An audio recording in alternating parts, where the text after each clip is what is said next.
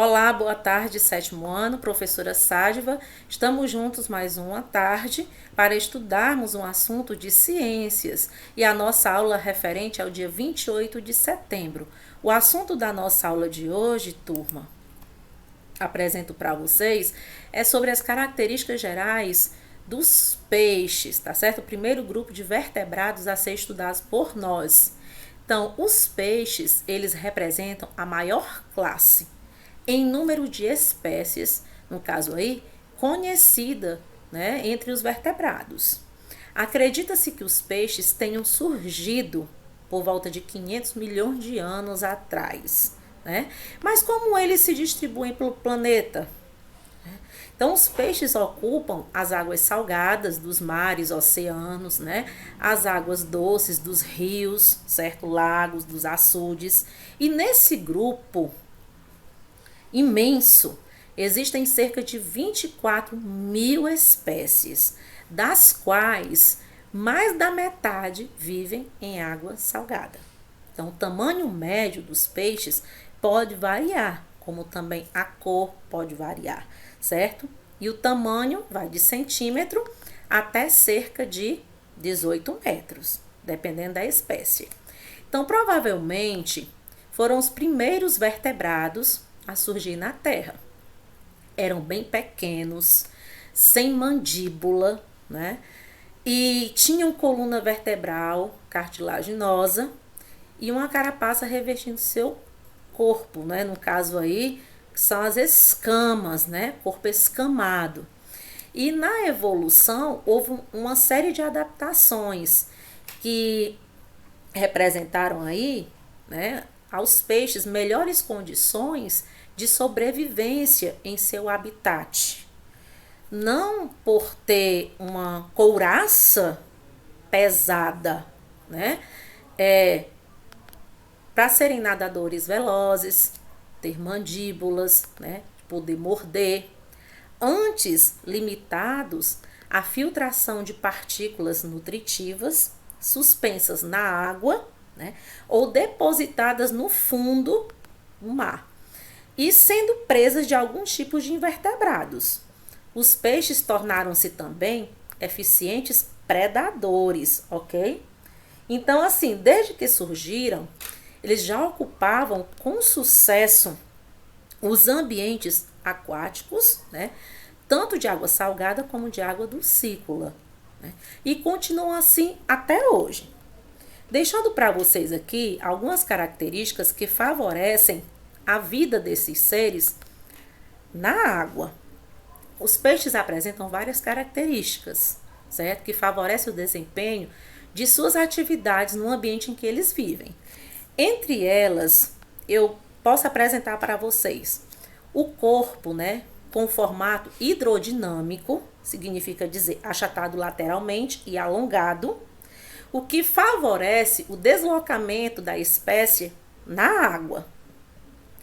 A presença, a existência de nadadeiras, nós podemos ver aqui, ó, onde tem a palavra barbatana, certo? São as nadadeiras. Tem a nadadeira dorsal, espinhosa, a nadadeira dorsal mole, a nadadeira caudal, certo? A nadadeira anal, ó, certo? A nadadeira pélvica e a nadadeira peitoral. Então, apresentando para vocês, certo? Que essas nadadeiras aí, elas são existentes porque para facilitar o deslocamento do peixe na água, certo? Então, são estruturas de locomoção, né? Quanto à localização, podem ser peitoral, ventral, dorsal, caudal, anal, certo? Como eu citei agora há pouco para vocês, mostrando, né? Então, o corpo dos peixes, que é uma característica predominante deles, é o corpo coberto por escamas, né, lisas, cuja organização, no caso aí, diminui o atrito com a água. Enquanto o animal se desloca, a pele é dotada de glândulas produtoras de um muco, o que também contribui para diminuir o atrito com a água, né, do ambiente em que eles se encontram. A musculatura do tronco segmentada. No caso aí, o que permite a realização, turma, de movimentos ondulatórios, aquele movimento na forma de onda que o peixe realiza, né? A temperatura corporal. Os peixes, eles são animais pecilotérmicos. O que quer dizer isso? Significa dizer que a temperatura do corpo varia de acordo com a temperatura do ambiente. Então, a temperatura do corpo dos peixes, em geral, mantém-se mais ou menos próxima à temperatura ambiental, ok? Com relação à respiração, né?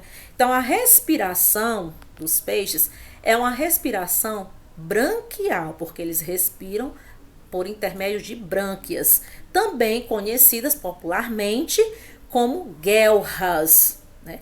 Então, a água ela entra continuamente pela boca do peixe, banha essas brânquias, que são as guelras, e sai pela abertura existente, aqui, ó, essa abertura aqui, de cada lado, né, da cabeça, ok? Então, nas brânquias, ou, né, nas guelras, popularmente conhecidas, onde existem vários vasos sanguíneos, por isso que é de cor bem avermelhada. Né? Por quê?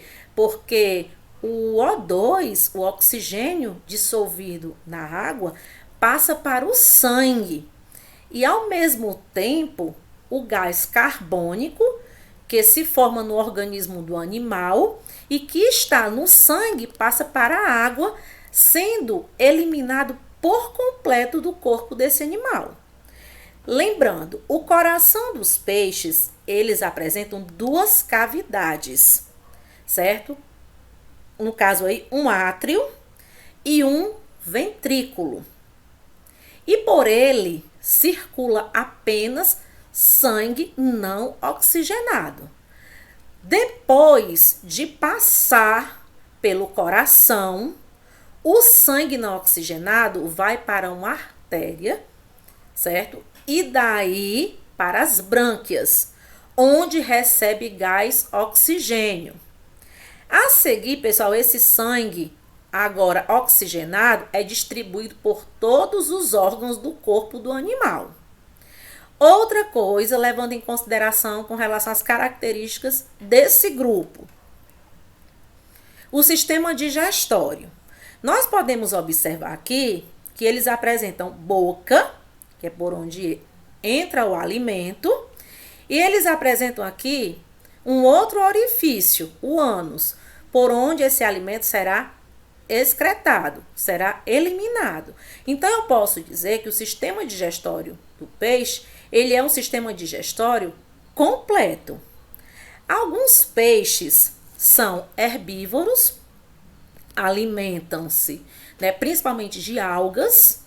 Outros são carnívoros e alimentam-se de outros peixes e de animais diversos, né, como moluscos, crustáceos. Então, assim, nas zonas abissais, os grandes abismos oceânicos, né, destituídos de luz, onde os seres fotossintetizantes não sobrevivem, há muitos peixes detritívoros, que se alimentam de restos orgânicos oriundos da superfície iluminada, certo? E também existem peixes carnívoros ali.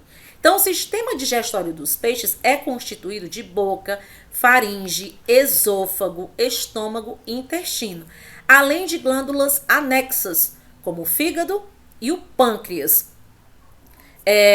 Deixando bem claro para vocês, né, que por isso que os peixes, eles apresentam um sistema digestório completo, porque não tem somente a boca, certo? Tem a faringe, o esôfago, o estômago e o intestino, além das glândulas anexas, fígado e pâncreas, ressaltando aí para vocês. Outra coisa, os peixes, eles apresentam, né, vários órgãos dos sentidos, né? Eu vou apresentar para vocês 3 tópicos, certo? Que exercem essa função sensorial. Primeiro, o peixe ele apresenta bolsa olfatória. Então, essa bolsa olfatória, elas são formadas por várias células localizadas nas narinas, nessa região aqui, ó, certo? Tá bom? Dos peixes, ó. E simplesmente associada à percepção de cheiro das substâncias dissolvidas na água. Então, o sentido do olfato dos peixes é geralmente muito aguçado. Tubarão é um exemplo, né? Ele pode farejar sangue fresco a dezenas de metros de distância dele. Outra coisa, os olhos, né? Então, permitem formar imagens bem nítidas, no caso aí, a uma curta distância. A distâncias maiores percebem apenas objetos em movimento na superfície da água.